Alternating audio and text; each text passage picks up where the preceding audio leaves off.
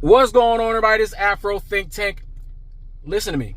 There is nothing more intimidating than seeing organized black men ready for battle.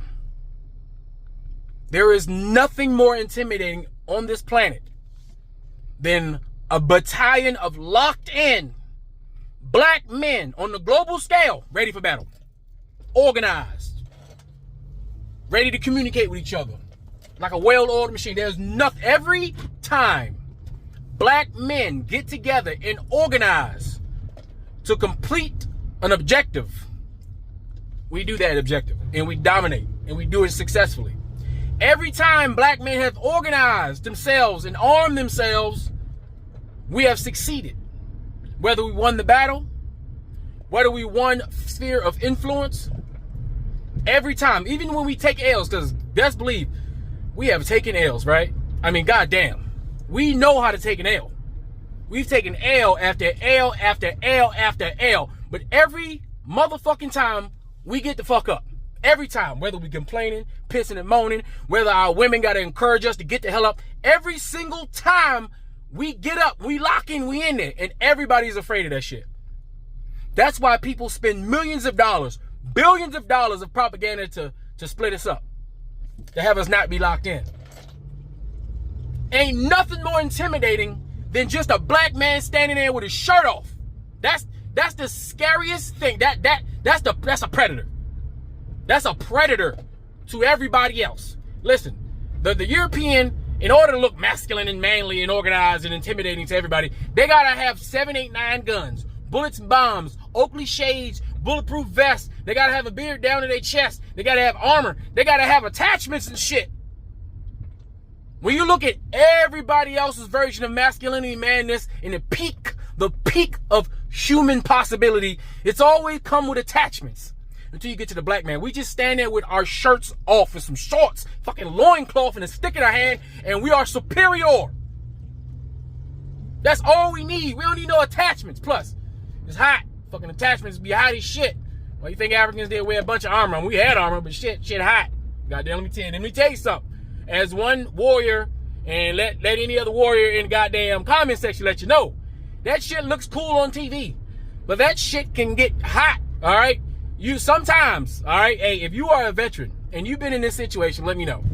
Have you ever been in war and decided on a patrol that never seemed to end it, no matter how many days you and 5 or 12 of your bestest friends are out in the middle of fucking boom hickey nowhere, fucking doing God knows what for God knows whoever, risking your lives? Have you ever been so goddamn hot and tired going up and down some mountain or going through some damn desert just you was like, if we get shot right now, if they run an ambush right now, we're all dead because I ain't doing shit. I'm too tired to run up this fucking mountain. I'm too tired to do anything. I'm dead and I've accepted the fact that I'm dead. So if y'all gonna do this shit, do it right the fuck now. Have you ever felt that way? All right? Because I felt that way plenty of times. Now, was that going to happen? Hell to the fuck no. Because motherfuckers start shooting at me, I'm going to destroy them. Okay? That's because I'm a Marine. I want you to shoot at me. Please, please. If you don't shoot at me, I'm having a bad day. Because that's how Marines act. All right? But that's, in the fog of war and all that stuff, right? But y'all get what I'm saying. We don't do attachments. We like to be clean, naked, and use our body by default because we are enough. Just us. Just what we got's enough. All right? And it's not just our physical capability. It's our intellectual capability. You see, we're not just the gods of war because we're physically superior over, majority of, humankind, but intellectually, we are one of the greatest groups of tacticians on the planet. From ancient times to modern times, we intellectually are some of the greatest battle minds on the planet. Look at all the greatest fighters in the world right now. Look at all the greatest fighters in the world, right? Look at all the greatest white fighters. All the great white fighters. Every single great white fighter had what? A black mind teaching him how to fight in the art of the African American boxing style, the martial art, the superior martial arts fighting style of boxing, which is superior to all other martial art styles in the real world. And next, close second would be wrestling. A close third will be Thai fighting, kickboxing, Thai fighting. And then after that you got jiu-jitsu, because jiu-jitsu sounds cool. You know, yeah, getting on the ground and doing some holds, but when somebody's stomping a motherfucking hole in your head, that shit's not gonna work. Unless you're doing some jiu-jitsu finishing moves, that's good for the MMA and TV and shit like that. But in the real world, no. Boxers, wrestlers, and Muay Thai fighters in that order. All right? So we have the greatest minds in the combat sport. We are just as furious when we decide to lock in and be tacticians. When we decide, fuck it, we ain't got no more help, we got to do this shit on our own, we lock in. When we was riding them guys, when World War I and II, when we was over there saving Europe's ass by flying those planes, apparently we weren't good enough to fly with the white people, even though we were the best pilots in the war. Every white bombing unit wanted an African American to fly escort for them because they knew they was going to go home. How many white mamas and daddies got their children to come home after the war because a black guy was the one that was escorting their bombers during the war? All of them. Every single one of them got to go home. Who else on the planet can say that? What's that got to do with our color? That's our intellect. In the skies, we dominate war. On the ground, we dominate war. Not just the African American, but the African that fought on behalf of the French. Because if it wasn't for the Africans and the African Americans fighting on behalf of the Allies, the fucking Axis would have won. How about that shit? The Axis would have won. So all I'm saying is, when black people stop bucking around, stop joking around, when we get in our frame, when we get locked in, there is no one, nobody, no institution, no system that can stop us. Black power is dominant. Period. In every aspect of this three-dimensional existence that we are experiencing right now. Period. So anyway, you guys tell me what you think about this in the comment section. This is Afro Think Tank. Learn something, teach something. I'm out. Black men, know you are seen, know that you are heard, and know that you are loved. Dear black men, I think it's important to realize that males are born, but men are made. Personal development is important. And always remember, it's always a treat when black men meet. Dear black man, remember whatever you start, complete it, because the mission is never complete until you're done. Dear black man, I want you to trust yourself. Show your brother some love. Every day you see your brother, give him a hug, give him a high five, and salute to the black people. Black man, eat you some real food, real things from the earth, some nutrients, so we can live and thrive. Dear black man, love your black queen, raise your youth, strive for everything. Believe in yourself, write your goals down. Dear black man, you are God's art of a melanated palette on this canvas called Earth. You woke up this morning, you won. Simple as that.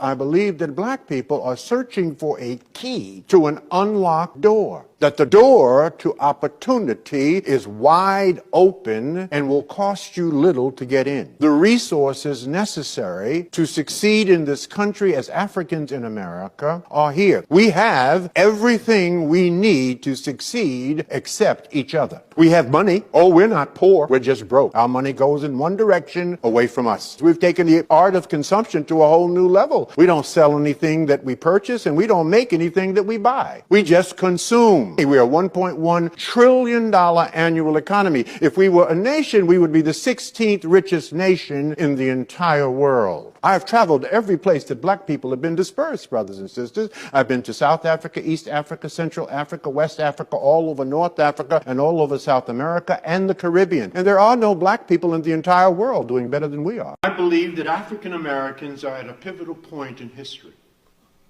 The world is not waiting for us to wake up to our power. It is time for African Americans to take a seat at the table, not only in America, but also in the global economy. Unfortunately, we continue to place our power in the hands of those who have historically oppressed us, and even worse, we continue to oppress each other. This is the meaning of internalized oppression. To continue to fall into the cultural hypnosis of thinking that white America controls our lives is a true abdication of our personal power, and the reality is that each and every day is an opportunity for us to create a new and powerful story in our culture, and unless we find a way to write this new story and to claim our power, there will be devastating implications for our community and for the world. Half of black folks have a credit score below 620. That means, racism aside, police brutality aside, all the stuff we obsess about, that means half of black folks are locked out of the free enterprise system. and cannot get access to capital because you cannot get a decent auto loan below 630. Right. You cannot get a decent mortgage below 680. Right. You can't get a small business loan, which is risky credit, below 700. So before you wake up in the morning, you're already half of us we're in bondage. Right. I think one of the blessings of being an African American, I'm not saying it's unique to us, but I do think it's true for Black folks who've been successful, is you got somebody in your family who's not. Yeah. Right? So that's true for everybody, all of us here, right? And so when we have a barbecue or a Thanksgiving at our house, we got folk from all walks of life and friends that we, go back 40 years and who are still struggling, still trying to pay the bills, still dealing with, the rent. And so in that sense, I'm lucky. Michelle and I, we didn't come from privilege. And so there's no doubt our lives now are different, but our memories and our relationships have not changed that much, right? If I'm talking to my barber, that's somebody I've known for a long time. He remembers when I could only afford to cut my hair once a month and it looked raggedy. But $20, that was dinner for a while. And so you don't forget that kind of stuff. This is Robert Smith. He's worth $12 billion and he's the richest Black man in America. He's the founder and chairman of Vista Equity Partners with over $95 billion in assets under management. He founded Vista Equity Partners at age 37, and he's the guy who paid off the entire class of student loans a few years ago. It was a $34 million debt. He's doing big stuff. So Robert Smith is the founder of one of the world's most successful private equity firms. He made a name for himself in the private equity industry for his savvy deal-making skills and investment. He grew up in Colorado and attended Cornell University, where he got his degree in chemical engineering. He later got his MBA from Columbia Business School and began working in finance for several years. Now, in 2000, as I mentioned earlier, at 37, he started Vista Equity Partners in San Francisco. What is Vista Equity Partners? It's a firm that specializes in investing in software and technology companies that have had some incredibly successful investments over the years. Some of the firm's most notable investments include some of the biggest enterprise software companies. This guy's made his name known in the private equity space, but he's also known for his philanthropy and how he's donated millions to support causes like healthcare and education. So in 2020, when all those students at Morehouse were graduating, Smith was the guy who paid off all their student loans. That was the guy. Smith remains a highly respected figure in the private equity industry and a well-known philanthropist. His success at Vista Equity Partners and his commitment to giving back to his community have made him a role model for many aspiring investors and entrepreneurs. Here's some of the principles that have guided his success. Take risk, be disciplined, be patient, invest in the people, have long-term value creation, and have skilled advisors. If you thought this was helpful, if you thought it was cool, click the plus right there for more videos like this one. And you can also save this video for later if you want to watch it again. You've heard rappers talk about their Amex Black Card, but what you might not know is that for 17 years, American Express, the company, was run by a Black CEO. Ken Chenault was born in Mineola, New York in 1951 and graduated from Harvard Law School in 1976. After a stint at a law firm, he became a management consultant at Bain & Company, where he was recruited by his law school classmate and future presidential candidate, Mitt Romney. He joined American Express in 1981 and quickly made a name for himself by taking over a struggling business unit and increasing its sales by a whopping 600% in only 3 years. In 1991, he led the launch of the insanely popular membership rewards program, and in 2001, he became just the third African-American CEO of a Fortune 500 company. In his 37 years at the company, he helped build American Express into the credit card giant it is today. And he's one of the biggest reasons why. There's a lot of archetypes that rich Black males could fall into. First is the hood rich archetype. I'm talking about it'll be a full-on trap house with a Bentley parked in the garage. Tier 2 is not switching up that much to begin with. You'll be in a mansion but still next to a few closed down Church's Chickens. See, there's the corporate rebrand archetype. It'll be a full personality 180, bro. You can't even text him, he only responds to emails, bro. Usually gonna have the low cut or dread. He doesn't even look in the direction of the hood anymore, bro. He wiped it from his memory. There's the contracted rappers. They're usually rich in their prime and in the event they don't fall off in the future, bro. Chains and cars are a default accessory, bro. Default was face tattoos and colored locks in the 2018 archetype. The rich streamer content creator, you can see the dreadlocks, a few chains, the default white tank, the default denim tears, and at least one Lamborghini, bro. Also one online controversy. It's the rich African princess, bro. They'll email people saying they have 45 billion in the bank. No one knows if it's real or not because no one's replying to the emails. The rich Nigerians have their own archetype in itself. A lot of them just casually flex Mercedes and mansions. The main brands are always gonna be Versace and Burberry. They always own a few pieces. And of course, you're gonna have the rich athletes also. They have all that of a rapper, but like 10 times more. Like the chains and grills have its own gravitational pull. Of course, you got all the black doctors, lawyers, and engineers. And the billionaire black investor is rich for the sake of being rich. This tech entrepreneur is the richest black person in America. The wealthiest black person in America is IT entrepreneur David Steward, according to the 2024 Forbes 400 list of wealthiest Americans.